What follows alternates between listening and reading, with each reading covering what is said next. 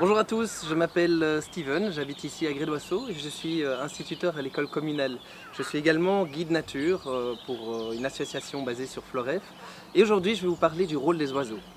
Alors le rôle des oiseaux, il est essentiel. Au-delà du chant des oiseaux qui rend le monde entier de bonne humeur, vous avez également des oiseaux par exemple qui sont frugivores. Frugivores, ça veut dire qu'ils se nourrissent de fruits. Par exemple le merle. On a à peu près tous un merle noir dans notre jardin. Eh bien le merle va participer en mangeant des fruits à la dissémination des fruits, à la dissémination des graines. Au-delà de ça, on a des oiseaux qui sont insectivores. Eux vont se nourrir d'insectes. Prenons par exemple le rouge-gorge. On a aussi tous un rouge-gorge dans notre jardin. Eh bien le rouge-gorge, en mangeant des insectes, il va aider les agriculteurs par exemple à se débarrasser d'insectes nuisibles. Plus spécifique, on a chez nous ici, on entend le pic-et-pêche par exemple. On l'entend juste maintenant. Et les grenouilles. Alors le pic-et-pêche, il va construire des cavités, il va creuser des cavités dans les arbres et il va aider d'autres oiseaux à pouvoir se trouver un habitat. Par exemple, la citelle torche-peau, elle habite également dans les arbres, mais elle ne creuse pas elle-même son nid.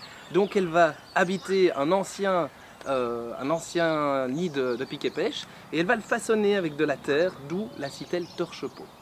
Alors l'homme a pris le pas sur bon nombre d'animaux, dont les oiseaux, et il a malheureusement diminué les zones d'habitat. La population dans les villes s'intensifie. Prenons l'exemple des moineaux, par exemple le moineau domestique qu'on trouvait partout dans les villes. Et bien maintenant, il ne trouve plus assez d'anfractuosité dans les vieilles habitations, parce que les habitations sont rénovées, et donc la population diminue petit à petit. Dans les campagnes, les haies qui séparaient les champs, qui séparaient les prairies, disparaissent petit à petit pour laisser de grandes parcelles pour y cultiver. Et de nouveau, c'est un habitat qui disparaît.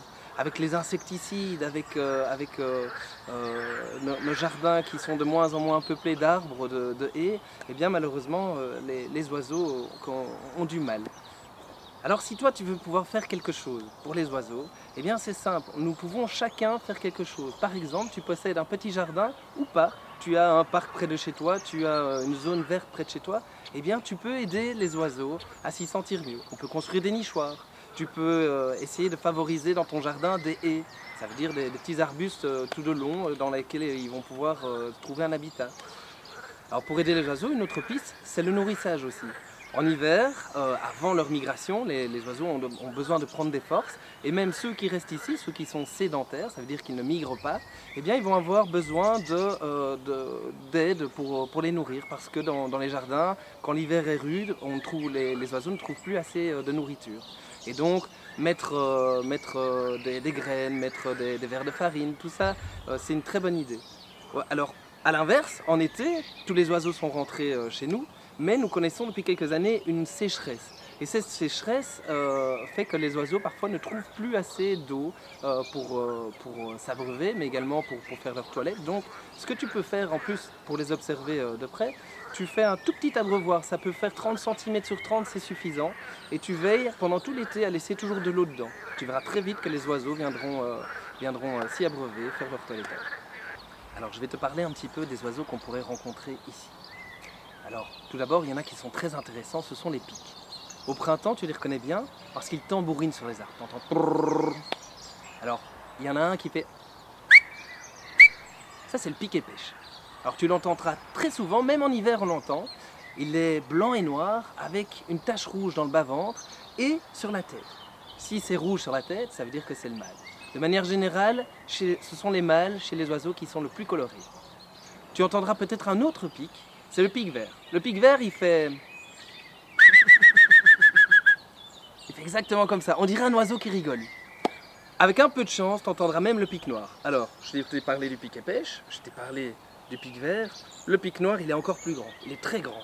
Alors lui, il a vraiment un cri caractéristique que je ne peux pas imiter. Au-delà des pics, la citelle torche-peau. La citelle torche-peau, on en a déjà un petit peu parlé.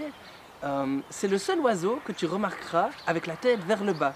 Donc il marche sur l'écorce des arbres, la tête vers le bas. Typique. Gris, orangé, avec un petit masque ici, on dirait que c'est Zorro.